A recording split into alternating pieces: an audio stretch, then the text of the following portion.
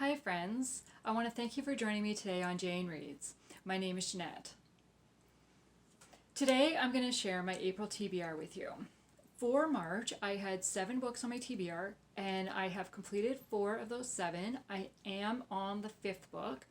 I kind of got hung up on the first book. It took me a lot longer than I expected to get through it, but I will talk about that in my March wrap up, which I will post next week.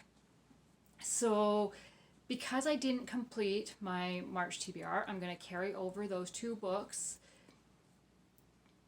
into my April TBR. So the first book will be Broken Wings by Terry Blackstock. This is book number 4 of her Second Chances series. So I have completed books 1 and 2, and I'm just reading book 3 right now, which I hope to get through before the end of March. Today is March the 27th, so I have 4 days to get it done, so I should be able to do that. So I will be reading this one, and then I will move on to Fatal Convictions by Randy Singer.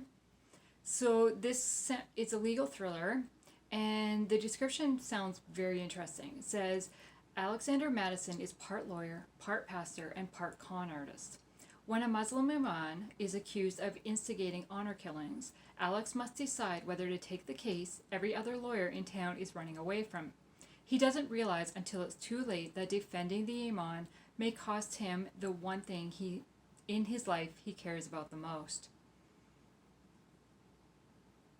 So that intrigues me. That has been on my TBR list since 2017, so it is time for me to pick it up and read it. So then I decided to spin my wheel that I created last month, and it came up with the category Mystery and Suspense. So then I went to my TBR spreadsheet that I have to see what books do I have in the suspense category. So I included my mystery and suspense and my romantic suspense. So I looked at it and I'm like,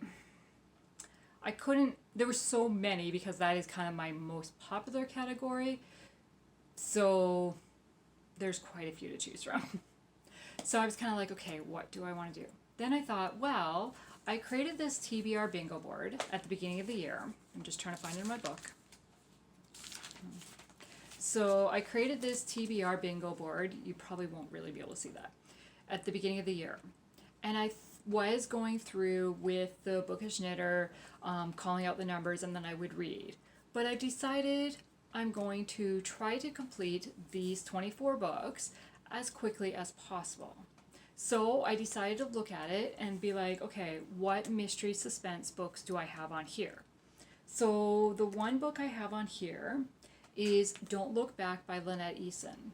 Now that is book 2 of her Women of Justice series. So being a series reader in order, I am going to read the book number 1 first. So book number 1 is Too Close to Home. This is the series that introduced me to Lynette Eason's writing. So I read it back in 2012, so it'll be interesting to go back 10 years later and see, do I still enjoy her writing as much? If this was the first time reading it again, would it entice me to pick up more books by her like it did back then? So the write-up says, Samantha Cash is the FBI's secret weapon. Her methods are invisible, and she never stops until the case is closed. When missing teens begin turning up dead in a small southern town, Samantha is assigned to help local chief Connor Wolf find the killer. And he has 2 problems with that. That's her faith in God and herself. And then there's the fact that she looks exactly like his late wife. As they get close to an answer, the case becomes personal. The killer seems to be taking interest in Connor's 16-year-old daughter, who thinks her dad is getting way too protective. Can't a girl just have some fun? Then book 2 is Don't Look Back, and it says, 12 years ago, forensic anthropologist Jamie Cash survived a brutal kidnapping, torture, and rape. After years of therapy, she has made a life for herself, though one that is haunted by memories of her terrifying past. She finally lets herself get close to a man, FBI agent Dakota Richards, when signs start appearing that point to one frightening fact: her attacker is back, and ready to finish the job he started all those years ago. Can she escape his grasp the second time? And will she ever be able to let her guard down enough to find true love? Then, book 3 is called A Killer Among Us. Kit Kenyon is a first-rate hostage negotiator. Noah Lambert is a good detective with excellent instincts. The new partners have hardly had any time to get used to each other when they are thrown into a grisly murder. As evidence mounts up and more victims are found, Kit and Noah realize they are on the hunt for a serial killer. The problem is, he's hunting one of them too. That, yeah, it's like edge of seat suspense is what I remember, so I'm excited to go back and read that. So then I spun the wheel again, and then it came up with a new to me author. So I looked at my TBR and I'm like, there's a few new to me authors on my TBR. So then I'm also trying to do the Read Your Bookshelf Challenge by Chantel at Chantel Reads All Day. And for April, the prompt is your initials in the title. So my initials are JS.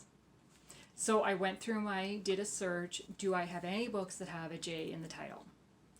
I had one book come up. Thankfully, that one book has an S in the title as well. So, and it happens to be a book that's on my TBR bingo board as well. Like, how many prompts can I fit in one book? So that book is Juliet and the Monday Mandates by Becky Doughty. So this is a contemporary romance, and I found it was recommended by the blogger Faithfully Bookish, and I've had it on my TBR again for quite a few years. I really need to work through my TBR that's old that I've had for books that I've had for quite a while. So anyways, this book says Juliet is perfectly content with her quiet nights at home alone, especially when they include Mr. Yao's takeout and sappy rom-coms. But her sisters think she's teetering on the brink of spinsterhood. So they've come up with an intervention plan. Weekly blind dates until Jules finds her knight in shining armor, or until they run out of single guy friends. They're calling it the Monday Mandates. Survival skills kicking in, Juliet secretly names each new Monday man. There's Theria Paul, Frisky Frank, and Taz the rock star, for starters. Then there's Officer Manly Man, the policeman with a pennant for pulling Juliet over when she's at her very worst. With a lineup like that, positively identifying her happily ever after seems like a long shot. Then again, maybe, just maybe, she's looking for love in all the wrong places. So this one just sounds like it'll be really entertaining. So we'll see. So I decided that I want to do 7 books on my TBR again. So I spun the wheel one more time and it came up with my TBR bingo board. So then I went to a random number generator and put in the numbers 1 to 25. And it came up with number 14. So I came back to my board, and number 14 is Providence by Carla Lorano. So this book came out in August of 21, and I had pre-ordered this book, so I got it on the day it was released, and I haven't read it yet. 6 months later, I haven't read it yet. So it is going on my TBR, and I will read it hopefully in April, if not in May, because I will carry over if I have to. So this one says, Los Angeles interior designer and former foster kid Kendall Green is in high demand, but for all her success, skyrocketing costs have put her California home and her business in jeopardy. Then an unexpected inheritance provides a timely solution. A grandmother she never knew has left her a group of historic properties in a tiny Colorado town on the edge of ruin.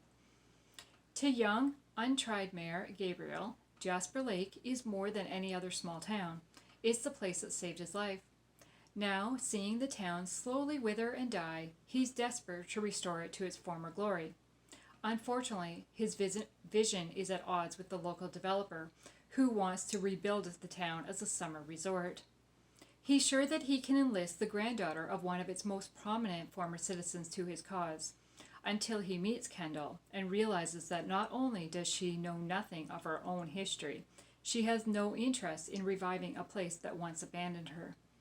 In order to save his beloved town, Gabe must first help Kendall unravel the truth of her own providence. And Kendall must learn that in order to embrace the future, sometimes you have to start with the past. So that just sounds interesting to me. So those are the books I plan to read this coming month. And then at the end of the month, I will do a wrap up and share my thoughts on those books.